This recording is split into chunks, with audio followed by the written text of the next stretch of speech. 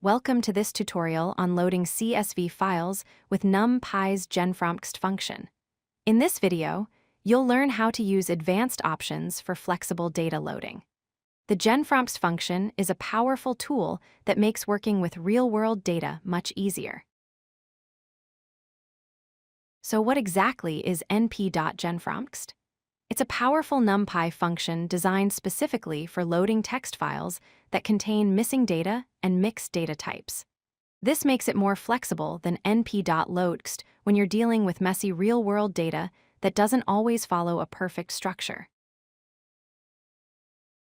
Let's start with the basic syntax. First, you import NumPy as np.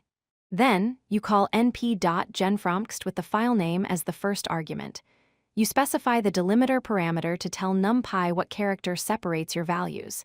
In this case, we're using a comma for CSV files.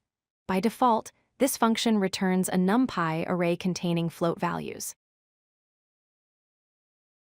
Now let's explore some key parameters. The delimiter parameter specifies the character that separates values in your file, such as a comma, tab, or space. The skip header parameter tells NumPy how many lines to skip at the beginning of the file, which is useful when your CSV has header rows.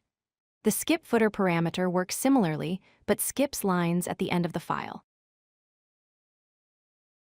Here are three more important parameters. The dtype parameter lets you specify the data type for the resulting array. The names parameter enables you to use column names, creating structured arrays that are easier to work with. Finally, the usecols parameter allows you to select specific columns to load, which is helpful when you only need certain parts of your data. One of the best features of genfromtxt is how it handles missing data. You can use the missing values parameter to specify what represents missing data in your file. In this example, we're telling NumPy that the string "na" represents missing values. Then, the filling values parameter lets you specify what value should replace those missing entries. Here, we're replacing them with 0. When working with named columns, you can set the names parameter to true. This tells NumPy to use the first row as column names. Setting dtype to none allows NumPy to automatically determine the best data type for each column.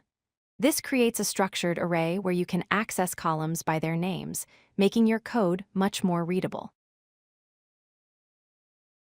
Let's recap the key takeaways. First, np.genfromtxt is specifically designed to handle messy real-world data with missing values and inconsistent formatting. Second, it provides powerful options for controlling how missing values and data types are handled. Finally, using names equals true creates structured arrays that let you access columns by name, making your data analysis code cleaner and more intuitive. Thanks for watching. If you like this video, hit that like button and don't forget to subscribe. Visit codelucky.com for more such useful content.